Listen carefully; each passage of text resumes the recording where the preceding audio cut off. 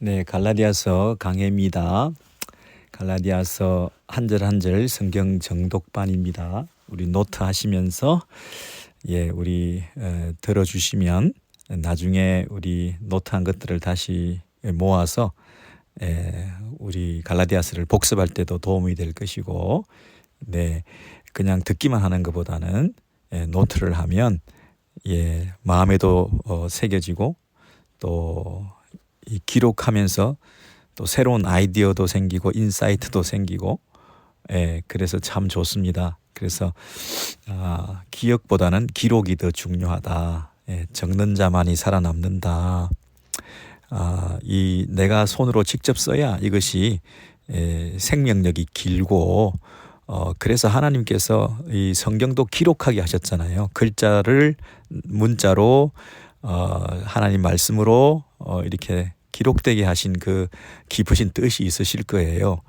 날마다 환청으로 소리로 각각에게 들려주실 수 있는 방법도 있으실 테지만, 기록하신 것을 우리로 하여금 소리내어서 읽고 읊조리고 마음에 새기고 하는 방식으로 성경 말씀을 주셨으니까 여러분께서도 듣지만 마시고 기록하시면서 노트하시면 유익이 있을 것 같습니다.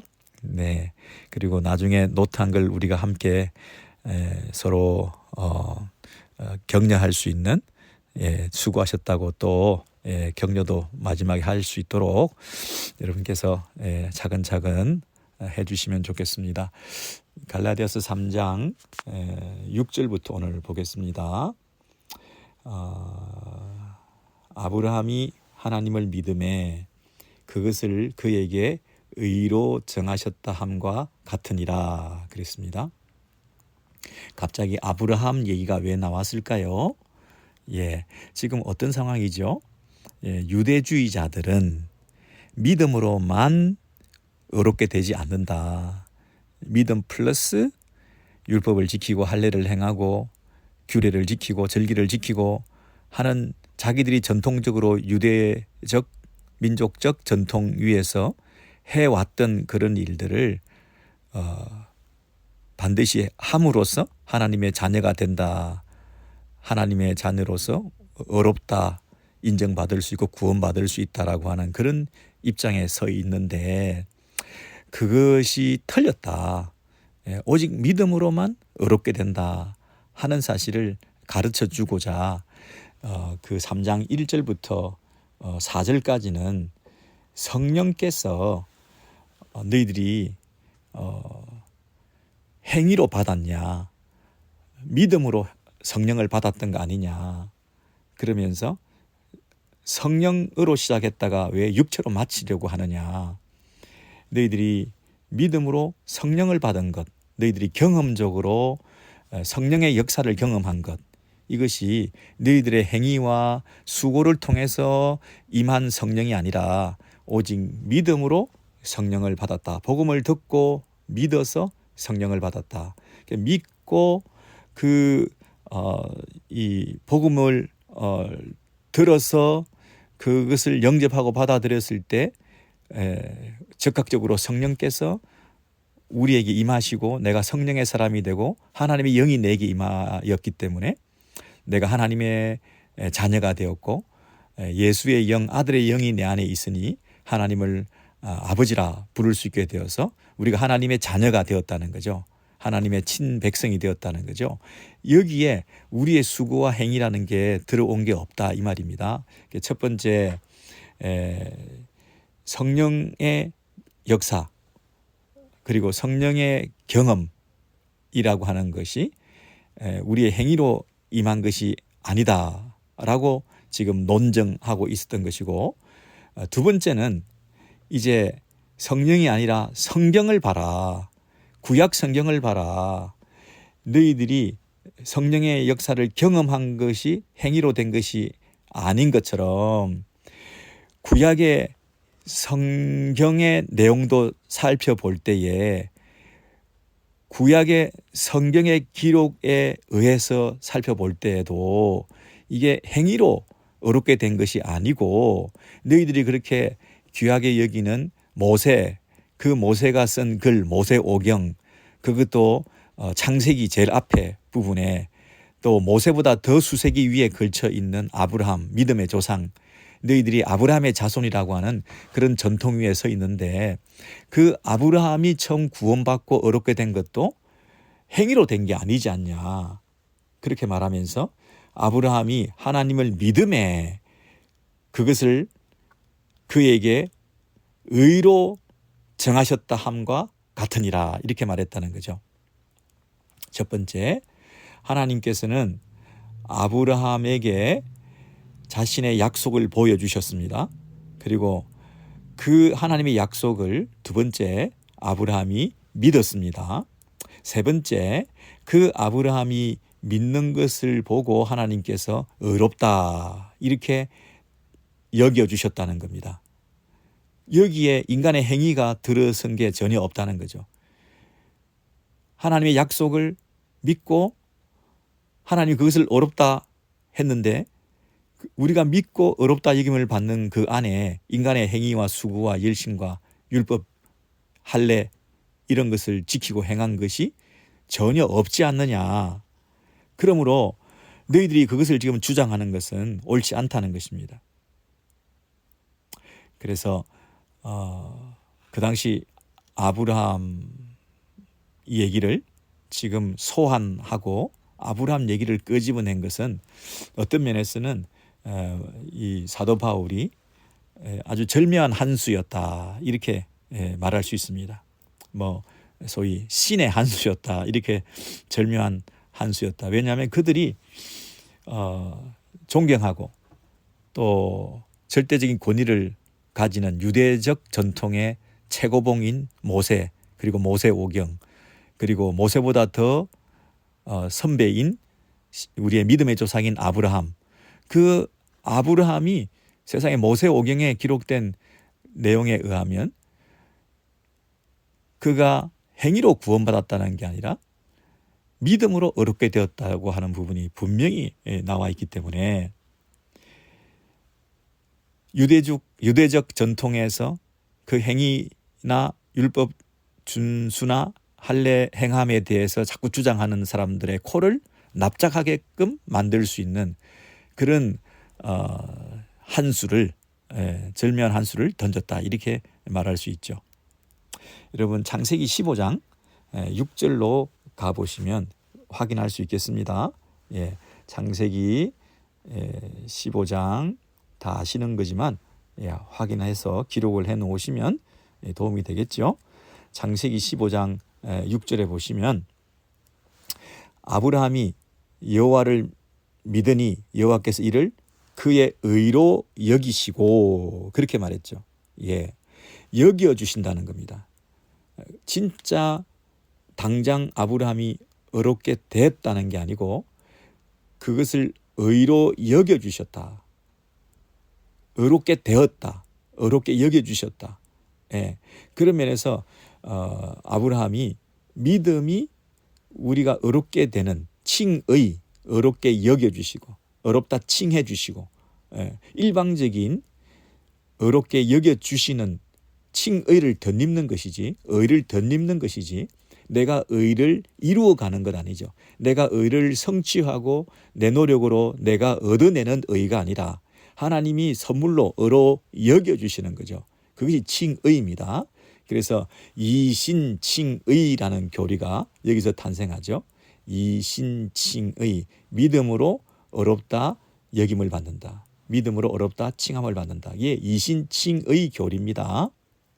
그래서 행위가 아니라 믿음으로만 어렵게 여김을 받는다라는 이신칭의 교리가 종교개혁, 마틴 루터나 장 켈빈이나 이런 개혁자들이 그 구교, 캐톨릭의 교황들의 잘못된 가르침과 성경 해석에 반발해서 오직 믿음으로만 어렵게 된다 하는 이신칭의를 주창한 그 종교개혁 이전부터 이미 있었다는 것이 이신칭의 교리는 아브라함 때부터 소급된다는 것입니다.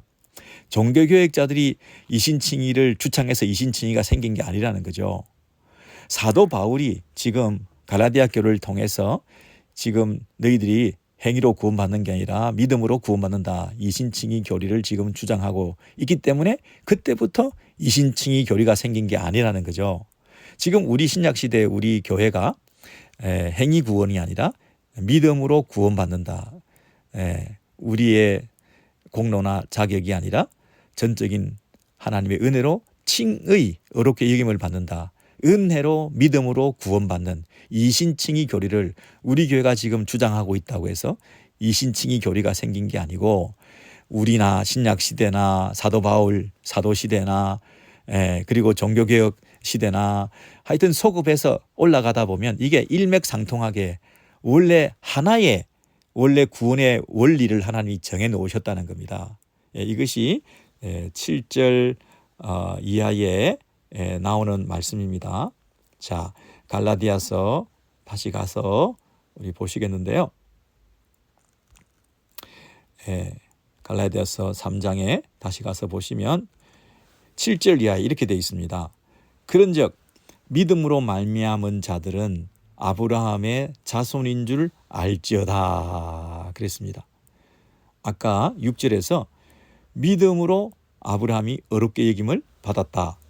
그러므로 똑같이 우리가 믿음으로 말미암은 자들은 아브라함의 자손이다. 우리가 하나님의 백성이다. 아브라함의 후손이다. 믿음의 조상은 아브라함이다. 우리는 믿음의 자손이다. 아브라함을 그렇게 자랑스럽게 여기고 아브라함의 후손이 되어야 한다라고 너희들이 유대적 전통에서 그렇게 주장을 하는데 진짜 아브라함의 자손이 되려면 너희들이 주장하는 믿음 플러스 알파가 아니라 오직 믿음으로 어렵게 된다고 하는 그 전통에 동일하게 서 있어야 된다 이 얘기죠. 여기 보십시오. 알지어다 그랬습니다. 알아야 된다 그랬습니다. 신앙생활은 알아야 된다. 모르면 안 된다. 무식하면 안 된다. 공부 안 하면 안 된다. 가르쳐야 된다. 배워야 된다. 이런 말이 다 포함되어 있죠. 알지어다. 알아야 된다. 영어 표현을 보시면 너 명령형으로 알아라 좀 이렇게 말하고 있습니다. 너는 그러므로 알아야 된다. 그런 적이 뭡니까? 그러므로 제발 좀 알아야 된다. 정신 차려라.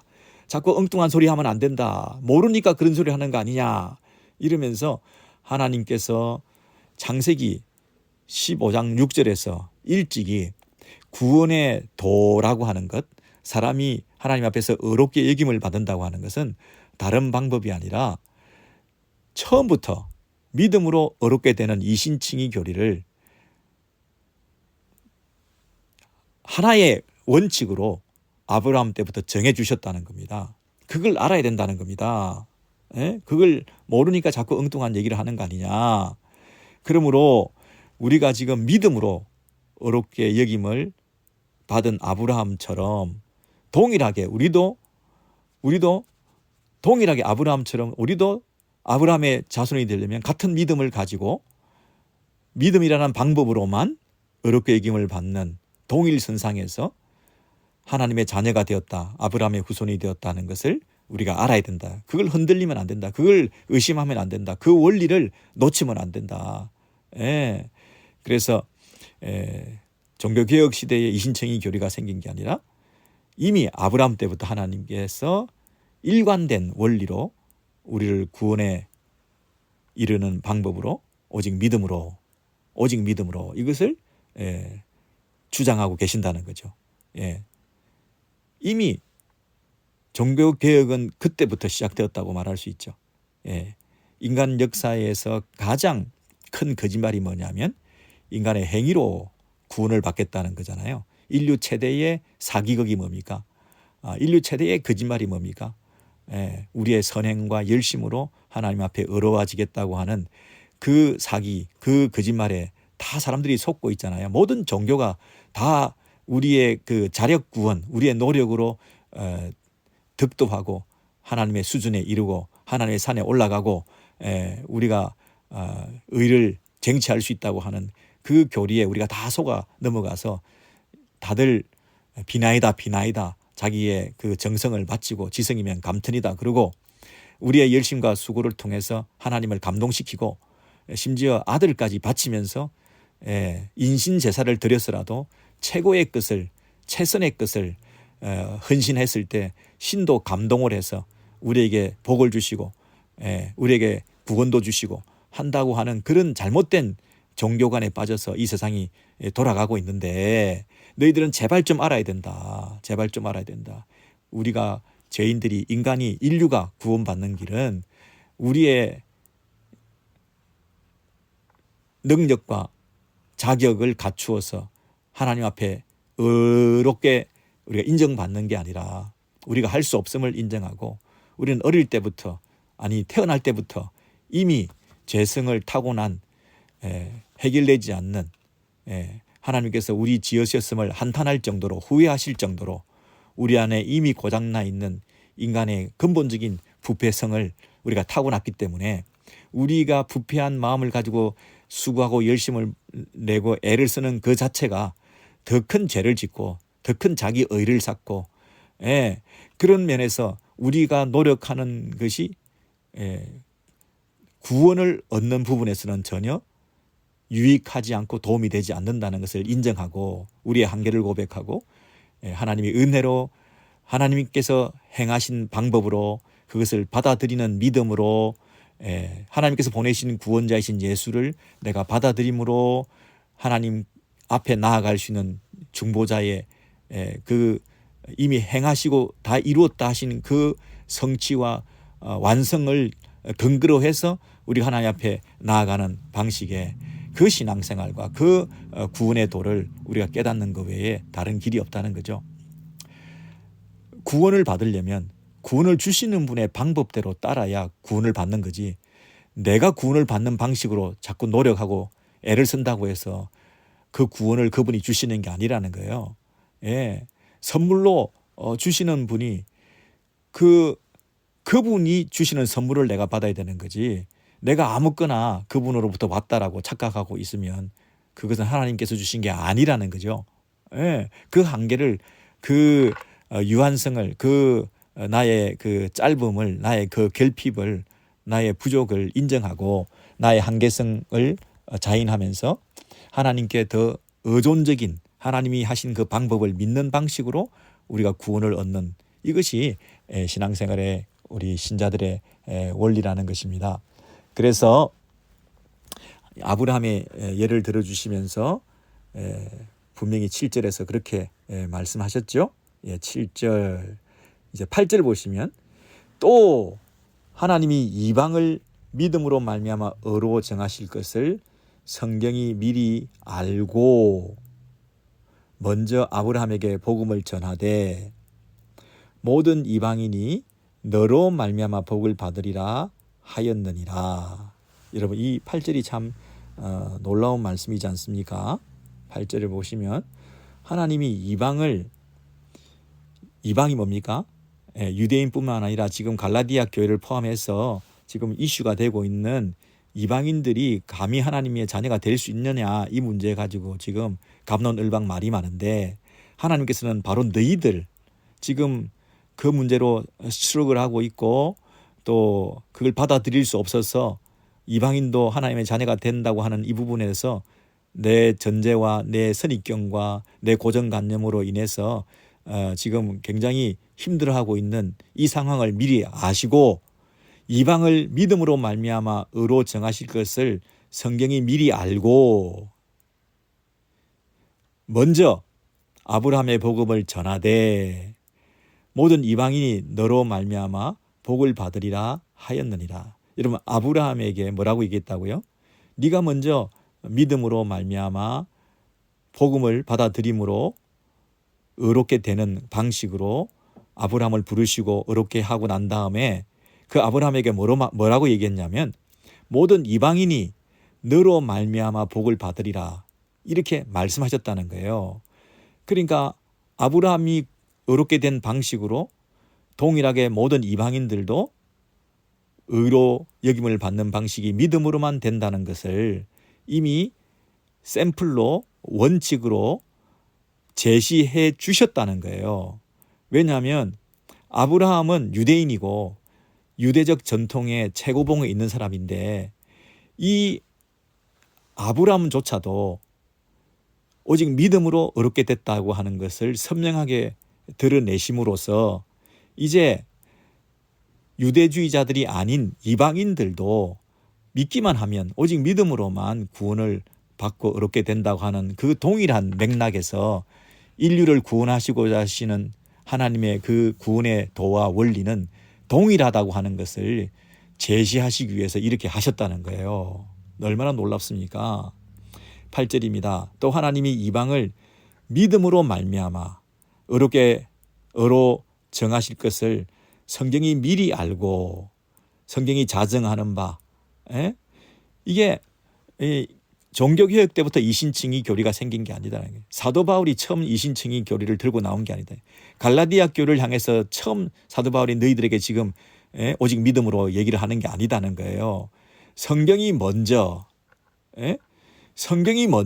그걸 미리 알고 이방에게 복음을 전할 때 이런 문제가 있을 것을 알고 이방인들에게도 이게 걸림돌이 되지 않도록 유대인들이 괜히 걸고 넘어지지 않도록 아브라함 믿음의 조상인 그 사람이 오직 믿음으로 의로 여김을 받는다고 하는 선명한 이 원리를 성경에 분명히 가르쳐 줌으로써 너희들이 시비를 걸지 않도록 한 것을 너희들이 왜 모르냐는 거예요. 이걸 제대로 눈이 있으면 봐라는 거예요.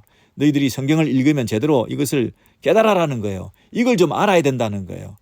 이걸 모르고 성경을 제대로 배우지 않고 성경을 제대로 해석하지 않으면서 자기 고정관념, 자기의 그 호불호, 내 배경, 내 우월감, 내가 가지고 있는 경험, 내가 해왔던 신앙생활에 근거해서 이건 이래야 돼, 저건 저래야 돼 라고 하는 자기가 기준이 된, 자기가 좋고 안 좋고에 따라서 다른 사람에게도 그것을 요구하고 그리고 반대로 정죄하고 어떤 사람은 교회에 들어올 수 있고 어떤 사람은 교회에 들어올 수가 없고 자기가 기준이 되어서 그렇게 주장한다는 것은 얼마나 어리석은 짓이냐. 어리석다.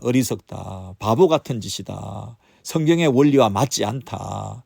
너희들이 생각하는 그 아집과 고집에 얽매여 가지고 하나님의 방법을 가로막고 있는 큰 잘못을 실수를 범하고 있는 거 아니냐.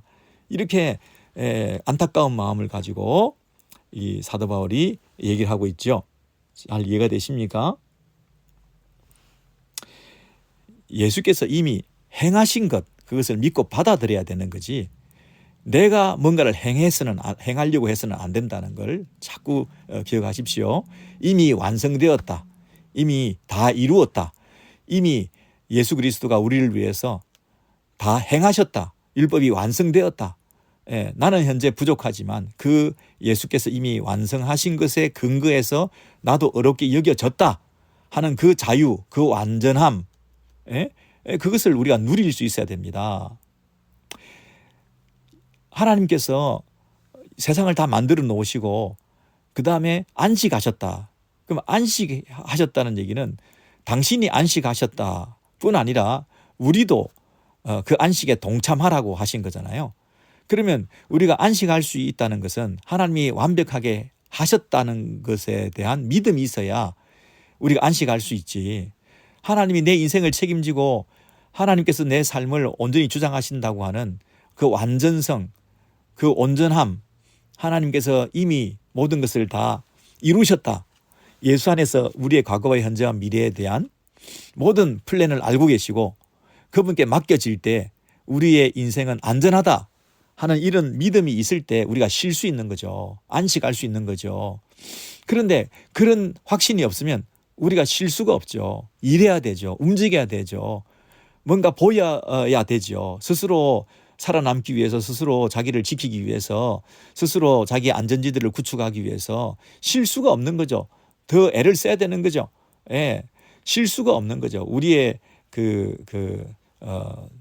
안식이라고 하는 것은 굉장한 믿음의 행위죠.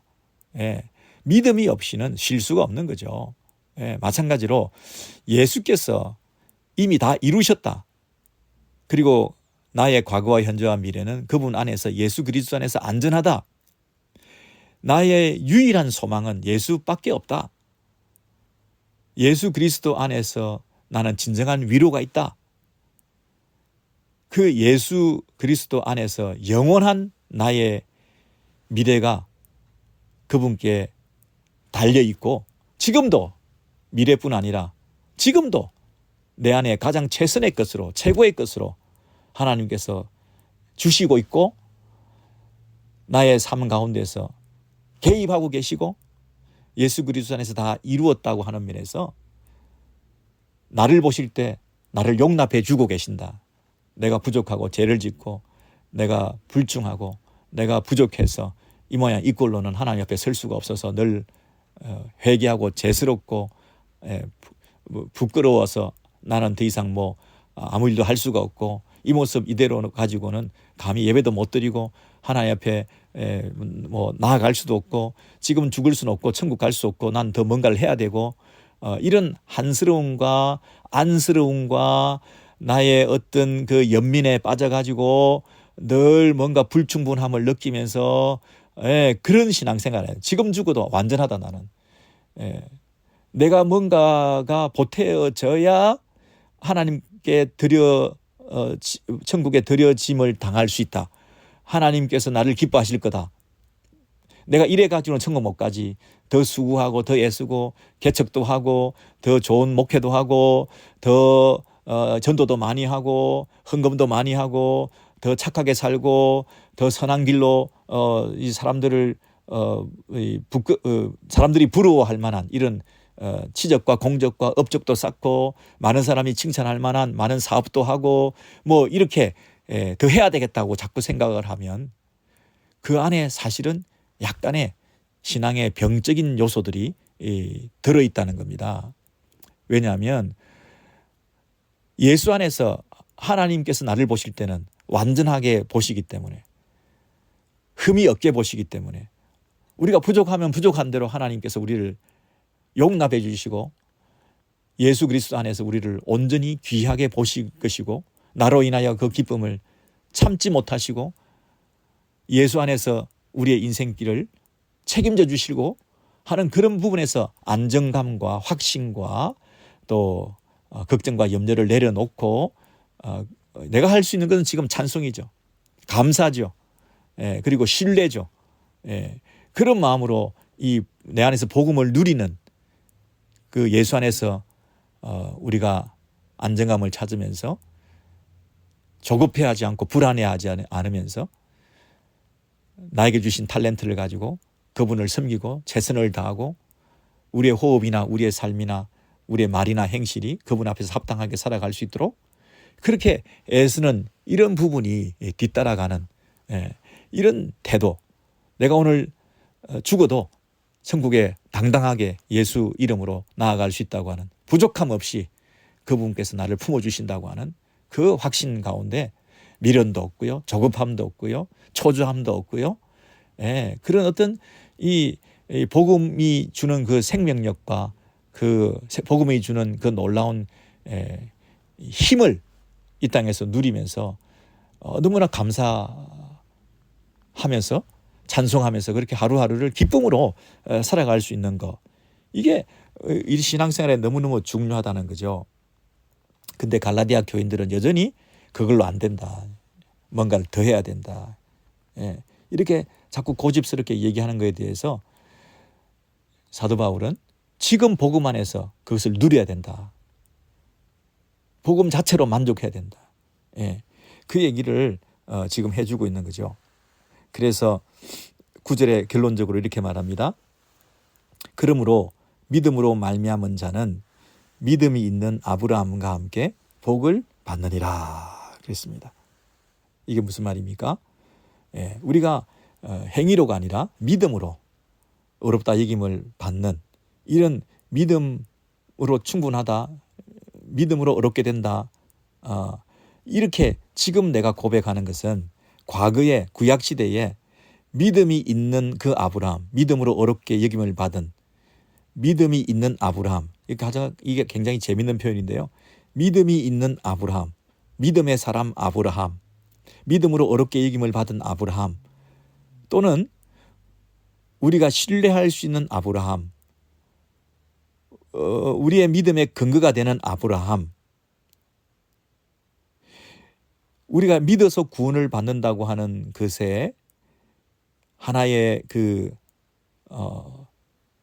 중요한 믿을 만한 근거가 되는 아브라함, 이런 뜻입니다. 믿음이 있는 아브라함. 아브라함이 믿음을 가졌다는 뜻이기도 하지만 우리가 믿을 만하다는 의미에서 아브라함이라는, 그래서 faithful Abraham, 그래서 믿을 수 있는 신실한 아브라함, 양면성을 다 가지고 있습니다.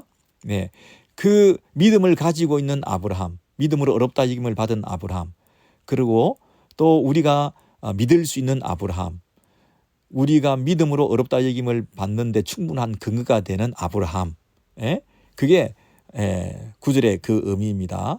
그러므로 믿음으로 말미암은 자는 믿음이 있는 아브라함과 함께 복을 받느니라.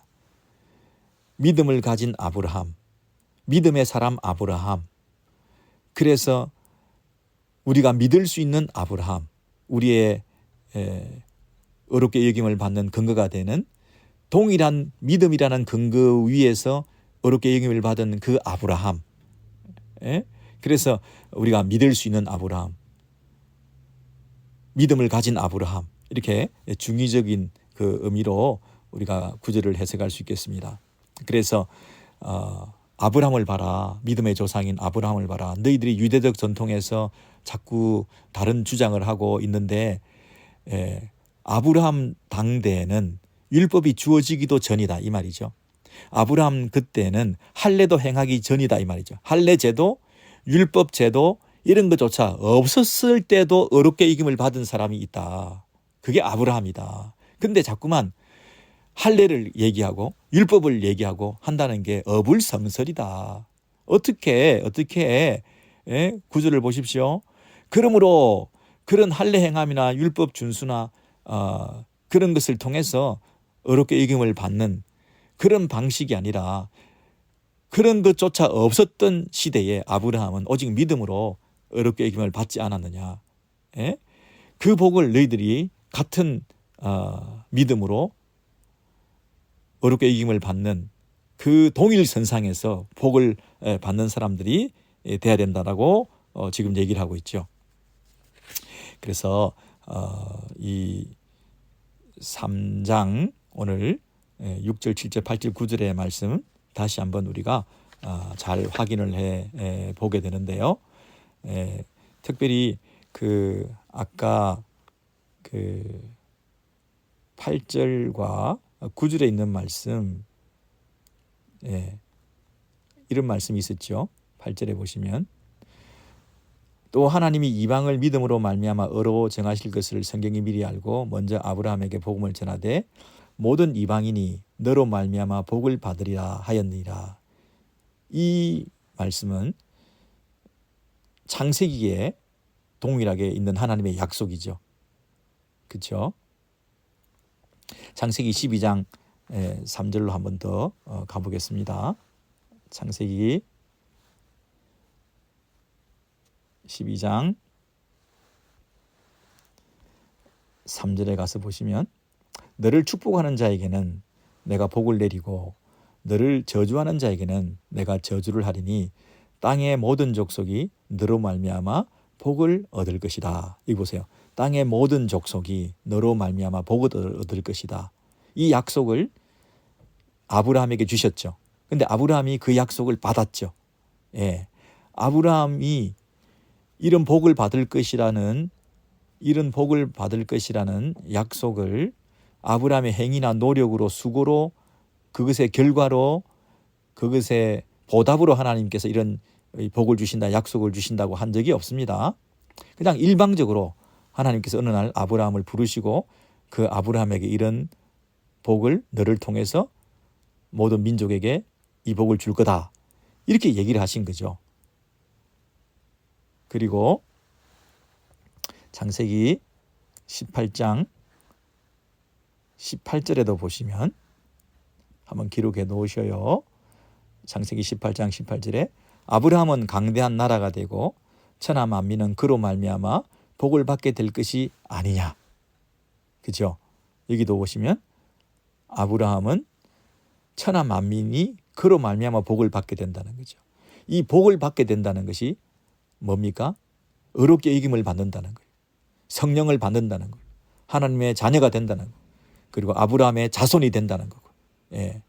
그로 말미암아 복을 받게 될 것이 아니냐. 그런데 이 아브라함이 복을 받게 되는 것은, 의롭게 여김을 받게 되는 것은 아브라함이 믿음으로 그렇게 됐다는 거예요. 다시 우리 창세기 15장으로 가셔서 한 번 더 확인하겠습니다. 15장 6절에 보시면 아브라함이 여호와를 믿으니, 뭘 믿었다는 거죠? 그 위에 쭉 보시죠. 위에 쭉 보시면 하나님께서 아브라함을 지금 아들도 하나 없는, 자식도 없는 상태에서 내가 어떻게 하나님 나라를 세워나가겠습니까? 나는 자식이 없습니다.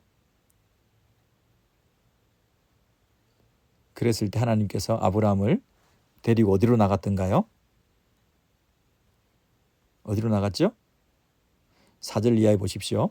15장 4절에 여호와의 말씀이 그에게 임하여 이르시되 그 사람이 너의 상속자가 아니라 네 몸에서 날 자가 너의 상속자가 되리라 하시고, 아브라함의 후손을 얼만큼 주시겠다고요? 5절입니다. 그를 이끌고 밖으로 나가 이르시되 하늘을 우러러 무뼈를 셀 수 있나 보라. 또 그에게 이르시되 너의 자손이 이와 같으리라. 이 하늘에 그 스크린을 열고 그 하늘에다가 이 자막을 붙이고 이 영상을 쏘아 올리시면서 그 무뼈를 보게 만들고, 하늘에 걸려있는 그 수많은 별들이 반짝임을 직접 눈으로 보게 만들고 너의 후손이 이와 같을 거라, 이렇게 얘기해 주셨는데, 사실은 아브라함 입장에서는 지금 자식이 한 명도 없는데 저렇게 된다고 하는 것은 비현실적인 약속이죠. 능치 못하는 일이 없으신 하나님에 대한 믿음을 가지지 않으면 저것을 받아들일 수 없죠. 냉소하고 그 하나님에 대해서 불신하고 그 하나님에 대해서 조롱하고 그렇게 될 수도 있는 사람인데, 하나님을 믿음에 그랬잖아요. 아브라함이 뭐 했다고요? 하나님을 믿음에. 자, 첫 번째는 하나님이 당신의 약속을 보여주시고 선명하게 눈에 보이게 보여주시고, 당신의 그 플랜을, 마스터 플랜을, 당신의 그 작품을, 당신의 미래에 대한 그 그림을 선명하게 전시해 주시고 계시해 주시고 그림으로 그려 보여주시고 눈에 생생히 보여주시고 눈에 보이게 눈앞에서 생생하게 보여주시는 당신의 약속, 그 내 씨가 너의 후손이 저와 같이 될 거다는 비현실적이고 받아들일 수 없는 그런 비현실적인 말씀이지만 그것이 하나님의 약속이기 때문에 그것을 아브라함이 받아들였다는 것은 하나님의 신실성을 믿었다는 뜻이죠. 신실하신 하나님이 그것을 반드시 이루실 것에 대한 믿음을 가지고 하나님을 신뢰하고 하나님을 믿는다, 이렇게 고백하게 되니까 하나님께서는 그것을 의로 여기셨다, 이렇게 말했죠. 그것이 하나님의 자녀가 되는 유일한 길이요 방법이었다는 거죠. 첫째, 하나님께서는 약속을 보여주시고, 두 번째, 우리는 그것을 믿고, 세 번째, 하나님은 그것을 의로 여겨주시는 방법으로 지금도 일하고 계신다는 거예요. 자, 지금도 갈라디아서를 통해서 지금 사도 바울이 말하고 싶은 게 뭐겠습니까? 다시 갈라디아서로 가서 마지막으로 정리하겠습니다. 따라오셔야 됩니다. 갈라디아서 3장의 1절에 보십시오. 어리석도다, 갈라디아서 3장 1절입니다. 어리석도다 갈라디아 사람들아, 예수 그리스도께서 십자가에 못 박히신 것이 너희 눈앞에 밝히 보이거늘 누가 너희를 꾀드냐. 여러분 보세요. 우리 눈앞에 생생하게 스크린에, 자막에, 그리고 하늘에 십자가가 그 못 박힌 예수 그리스도와 함께 우리 눈앞에 생생하게 보이는데, 그 예수 그리스도의 십자가, 그것이 하나님께서 우리에게 구원을 주기 위해서 하신 약속의 성취다. 아브라함에게 보여주었던 그 너 시중에 너의 씨가 이렇게 하나님의 나라의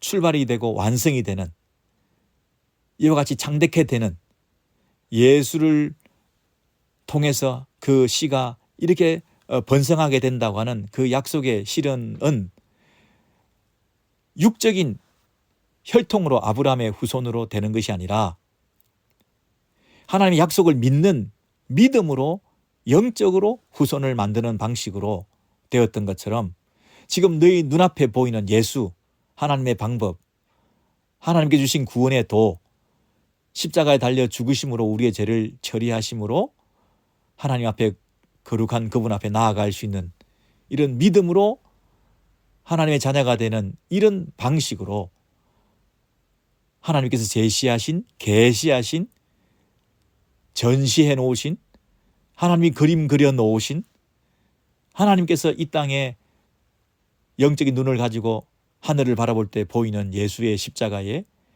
그 그림을 선명하게 드러내 보여주셨던 것을 우리가 아브라함이 봤던 그 하늘의 약속을 본 것처럼, 하나님의 약속인, 하나님의 약속의 완성인, 아브라함에게 하신 하나님의 그 구원받는 방식처럼 너희들도 저 예수를 바라보고 믿기만 하면, 광야에서 놋뱀을 바라보기만 하면, 하늘에 걸려있는 그 그림을 보고 그 예수 십자가의 그 완성된 우리의 구원의 방법인 하나님의 그 방법을 받아들이기만 하면, 너희들이 행하는 것은 아무것도 없다. 바라보기만 하면, 그분을 신뢰하기만 하면, 하나님의 방법을 너희들이 인정하기만 하면,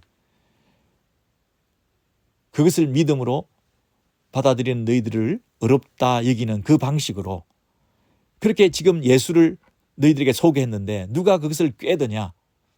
그것을 밝히 하늘을 바라보며 그 하나님의 약속인 예수를 받아들이고 믿었던 너희들이 믿음으로 구원받았던, 어렵게 여김을 받았던 그 방식으로 아브라함 때부터 지금까지 동일한 방식으로 일해오신 하나님의 방법으로 너희들을 구원해 놨는데 누가 너희들을 꾀드냐?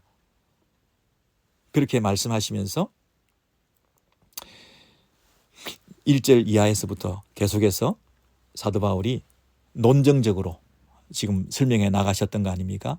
성령께서 임하실 때, 네가 성령을 받았을 때 행위로 받은 적 있냐? 두 번째는 성경을 봐라. 성경에 보면 아브라함이 어떻게 구원을 받고 어렵게 이김을 받았느냐? 그런 면에서 성령을 통해서 네가 성령의 역사를 경험했던 경험론적으로 봐도, 그리고 성경에 기록된 이 말씀의 권위로 봐도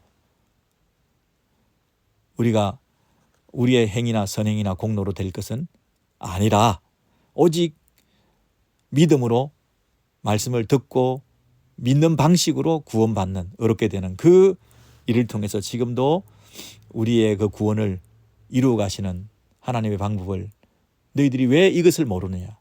이건 알아야 된다. 몰라서 문제다. 그러니까 배워야 된다. 그리고 가르쳐야 된다. 복음을 제대로 가르쳐야 된다. 그렇게 주장하면서 사도 바울이 안타까운 심정으로 지금 얘기를 하는 거죠. 이런 우리가 그 십자가라고 하는 것은 1세기에 그 유대 사회에서 역사적 한 사건으로 끝난 것이 아니라 한참 후에 갈라디아 교회의 복음을 전하는 그 시점에도 하나의 역사적인 사건으로 옛날에 있었던 예수의 한 청년의 죽음으로 끝난 십자가가 아니라, 그 십자가가 전달되고 소개될 때는 하늘에 걸려있는 십자가, 우리 눈앞에 생생하게 보이는 십자가, 또다시 그 십자가를 반복적으로 역사적으로 일어나는 사건이 아니라 단회적으로 한 번에 일어났던 그 사건이 또 우리 눈앞에 생생하게 나타나는 복음 제시와 전달을 통해서 그 갈라디아 교인들에게 이 복음이 소개되어졌던 것처럼, 오늘날 그 시대 이후에 이 복음 제시라고 하는 것은, 설교라고 하는 것은 또다시 예수, 십자가에 달리신 예수 그분만을 생생하게 자랑하고 증거하고 전달하는 방식으로, 또 전도 대상자들인 선교 현지에서 오늘날 이 시대 교회 안에서 설교할 때마다 전도할 때마다 말씀을 읽을 때마다 우리 눈앞에 생생하게 드러나는 예수 십자가, 십자가에 달리신 예수 그리스도, 피 흘리신 예수 그리스도의 십자가의 죽음과 부활을 통해서 지금도 생생하게 오직 믿음으로 그분을 바라봄으로 구원받는 어렵게 되는 이런 방식으로 지금도 일하고 계신다는 거죠. 시공을 초월해서 마치 동시대에 그 일이 현재 우리에게 그 일이 일어난 것처럼 과거에 일어났던 십자가 사건이 아니라 2000년 전에 일어났던 하나의 사건이 아니라 교회 시대마다 신약 시대마다 복음을 전할 때마다 선교 현장에서 늘 동시대에 바로 예수님이 내 앞에서 죽으신 것처럼 십자가에 달리신 예수 그리스도, 오늘날 그분이 십자가에 달리신 것처럼 생생하게, 그래서 오늘날 내가 그 예수를 바라보고 내가 구원받는 것처럼 그렇게 하나님의 복음이 생생하게 전달되고 있다고 하는 그 사실을 우리가 기억할 때 너희들이 눈앞에서 생생하게 예수를 받아들이고 믿었던 그 구원의 감격은 없어지고 또 이단적인 가르침의 꾀임에 빠져서 속아가지고 다른 복음에 우리의 마음이 뺏기고 있다는 것이 너무나 어리석은 것 아니냐. 반면에 또 우리도 이 생생한 눈앞에 예수의 십자가를 제시하는 방식으로 복음도 전하고 말씀도 전하고 또 우리가 스스로 성경 공부할 때도 늘 이 예수를 바라보는 이것이 이 바른 복음을 누리는 원리다 이 얘기죠. 교회 안에 복음이 없다 이런 얘기를 많이 합니다. 교회 안에 복음을 효과적으로 드러내고 있지 않다. 복음이 예수 믿을 때만 필요하고 예수 믿은 이후에는 복음과 상관없이 율법적으로 산다는 사람도 많고 예수 믿을 때만 복음이 필요하고 십자가가 필요하지 예수 믿고 난 다음에는 십자가를 더 의지하고 바라보지 않는다고 우리가 생각을 많이 합니다.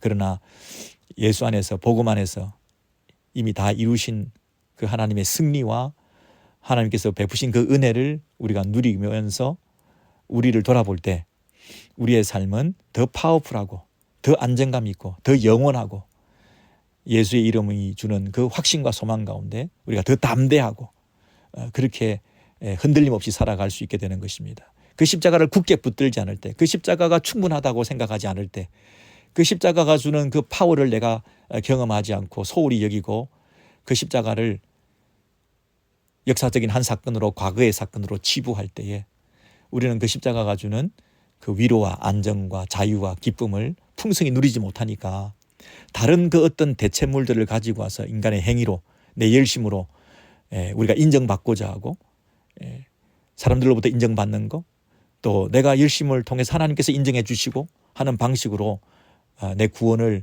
확보하고 그것으로 나의 의의를 더 스스로 입증하려고 하는 그런 신앙생활, 그건 다 뭡니까?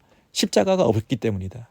십자가의 그 파워와 십자가의 그 능력을 오직 십자가만을 자랑하는 이런 그 의미를 잘 모르기 때문에 십자가를 경홀히 여기고 십자가의 그 완전성을 믿지 못하고 십자가 안에서 누리는 진정한 자유를 우리가 누리지 못하면서 다른 곳에서 뭔가를 흡족하게 찾아보려고 하는 그런 노력들과 시도들이 오늘 이 시대에 교회 안에 복음이 없다 이렇게 우리가 책망을 받고 사람들로부터 조롱을 당하는 그런 꼴이 아니겠습니까? 우리에게 정말 필요한 것은 교회 안에 이 복음이다. 이 복음의 회복이 절실하다. 예수 그분의 그 생생한 이 십자가의 능력이 우리 눈앞에 펼쳐졌을 때 그것이 주는 감격과 기쁨으로 그분만을 높이고 그분으로 만족해하는 이런 신앙생활, 새로운 출발이 우리에게 있으면 좋겠습니다.